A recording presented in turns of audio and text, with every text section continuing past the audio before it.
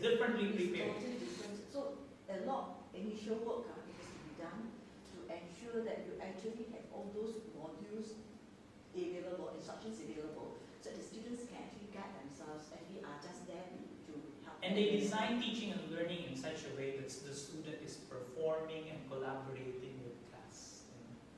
Well, that's a very big task. It is. But if you don't certain, I think certain by now you have... Oh, it's already a college. Yes. They are already giving degrees. They started with the preschool and then until the secondary for quite some time.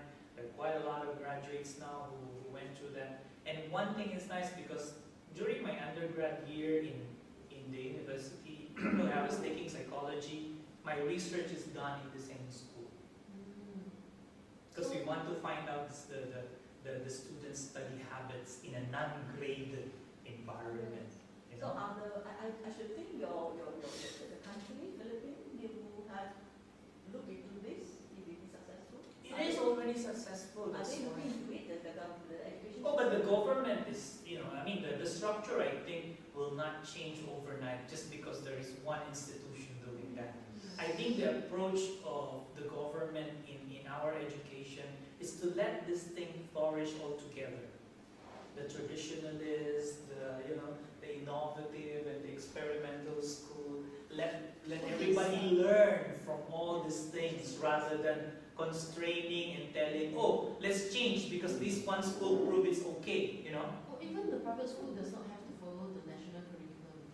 No wonder they have another school called the Blended Learning School, and that school is also very successful.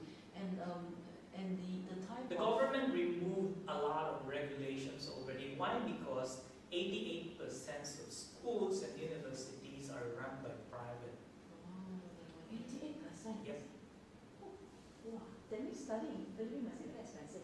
Yes. It is, in a sense. For ordinary folks who are earning a middle class, you have to send your students or your kids to nice private schools. Because that is where the best teachers and facilities and Oh, that's not fair. Can I go back and study? That's not be a fair. child It's not fair again. for other kids. okay, I think we can still end. Okay. Look at the teaching and learning. You see, if it is a teacher controlled, peer controlled, and student controlled, these are the activities that you can do. Okay? And these are the form of learning that you can elicit. Okay? It depends on the verb you will use.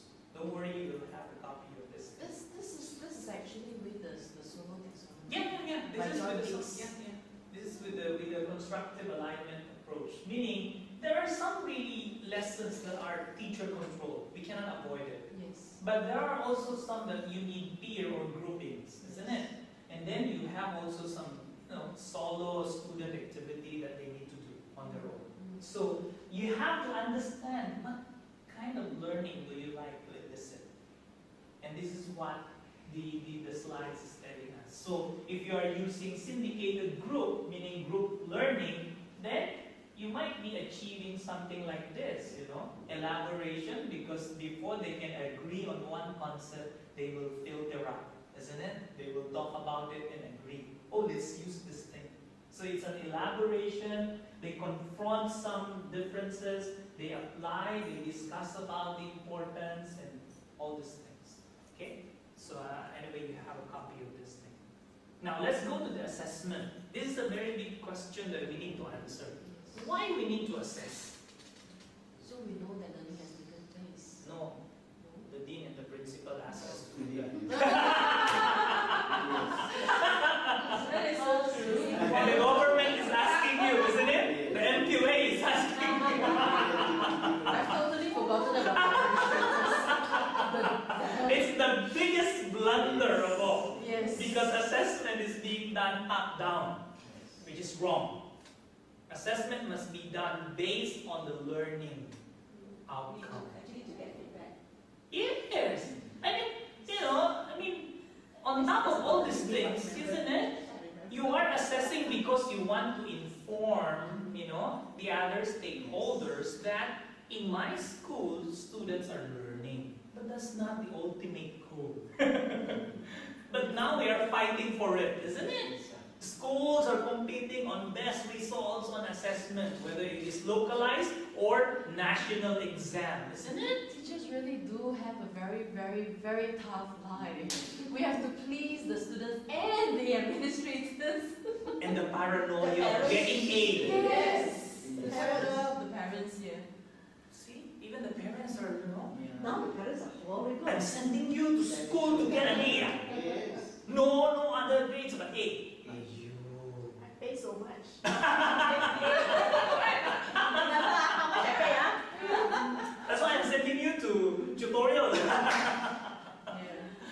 I mean, the mentality is driving it, But the basic question is, assessment is designed to find out whether students are really learning or not. No wonder my mother kept an accounts book to show me how much she's paying. Really? That's interesting. Every level, the amount. Oh. Because I don't study locally, I studied overseas, so you're adapted. I think it has its own value as well, isn't it? But I think the idea here is to strike the right valuing when it comes to education. Students or kids must not feel that they are being forced to do that. Kids must understand that in order for you to be a better person, you need to do this. But the problem is with the society. I actually advocate that my boys should learn because they like to learn. So I never force them. And you know what happened? They are not successful. And everybody comes after me. And then my families, my sisters, my uncles, you see, you never force them to study. You see, look at them. They are not, they are not doing what everybody's doing. They are not working. They are not, earning money. They are not, when they say earning money means, lawyer law, doctor law. No, the kind of professionals earning. But that is the society's standard. Yes. That's the point. But do you know that her son is only 20 plus and he's doing his PhD? See? That is already a success. I think the measurement and the value that the society would like to impose on everybody is something that is not, again, internalized. Yeah. The idea here is that whether you like it or not, at the end of the day, it's the individual's happiness that is important. Yes, but a lot of people cannot see that. Yeah, but So I said, Why? Because they themselves, okay, felt that they are not succeeding much, I tell you. Those people who are saying, why are your kids like this? Why did you tolerate these things? Why? Because they are trying to prove that their formula is correct. Yeah. But then again, it is also because a lot of parents, once the children are beyond 18, these people must understand that they have to learn how to put food on the table for themselves. On your own. On their own. So, But who says that 18 it should be like that? It's another external mental model that is applied to us, isn't it? Why, if my kids wants to stay more with me, why should I not feed my kids? yeah. Well, that's because they say, what if anything, like for me, had my mom not pushed me out to work in the first place, I wouldn't have known that they would have passed away so early. What would have happened to me if she didn't push me out to the workforce? Same thing, you will survive on your own because normal human being is born to survive. But the fear is the one that cripples most of us.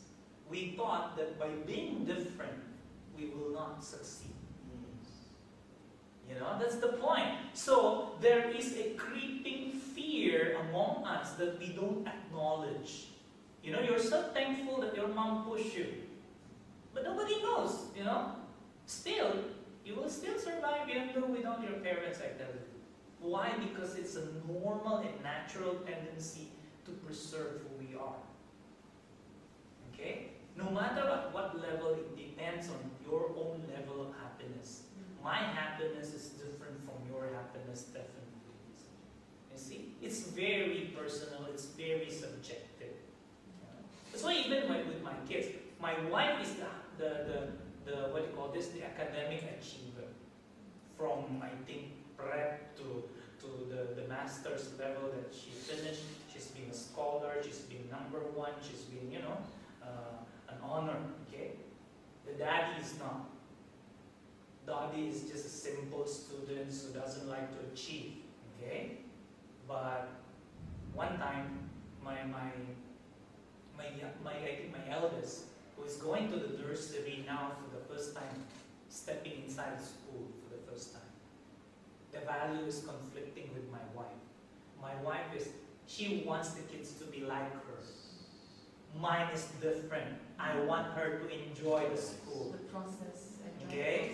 So there are already conflicting values inside the family, and now the kids must somehow synthesize this on her own. So I let my wife, okay, let's go to this school because this is the best school in our area, and it is run by nice Catholic nuns and everything. Okay, fine. Okay, we're so okay with that because we came into Catholic school as well. So okay, fine. In the middle of the year, every time I will ask my daughter, how's school, how's your teacher, how's the activity, every day we will talk about it every night. So until this time, my daughter decided to say this thing: Dad, I don't like school. So why? Kids are only crying and noisy and playing. That's the same age, you see. So if you're not going to look at the differences in the value of the individual, you will miss the point, okay? Not because they are of the same age, they will behave the same. No. They will value the experience differently. So I asked my daughter at that age, nursery, telling me that school is not good. I said, why? Well, it's so noisy, blah, blah, blah. How's the teacher? The teacher is spending so much time, pacifying, crying kid. Okay, so what do you want me to do? Can we look for another school? Okay, fine. So She I thought, actually said yes. So I asked my wife again, I said, it's your choice, not my choice, okay? This time, it's her choice. She will look for the school she likes. But don't you think she may be too young to make that kind of decision? That's the problem with adult. Yeah. You always label kids that they are not capable of thinking. No, it's not that. What I'm saying here is, how would they know which school is good?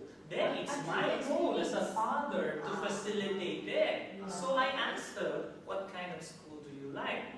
Okay, we will find quite a lot of school in the area, and I will show you the schools, what they are doing, and if you think it's okay, then we will go to that. So we changed school. Okay, we found one which is not Catholic, and it's a different one, and my relatives are telling me, why are you sending your kids there, I said, I have to ask my kids if they like it. So she went there. And finally, consistently she's telling me, yeah, Dad, school is fine, school is great, the teacher is nice, my classmate is nice, okay, fine, okay. So are you okay with that? Are you comfortable with that school? Yes. After that, she stayed. Okay? Now, what is the value of the story? The value is this. You have to give them the opportunity to decide for themselves and make them responsible for that. Because if kids are always relying on what we want for them, that we think it's better, Yes. they won't be able to realize that it's their responsibility.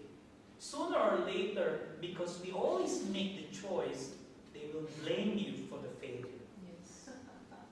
You are And you will say, of all the things I did for you, you're blaming me? Yeah. Because you never gave me a chance to say something I like. Like some of students, you ask them why they fail. Actually, I don't like this course. My mom enrolled me. Yeah. Then that is a very bad reason to reckon with. That's something we cannot control. Yeah. That's the problem. Why parents are dominating the decision process? It is very normal in Asian. Yeah, that's right. Because even my QS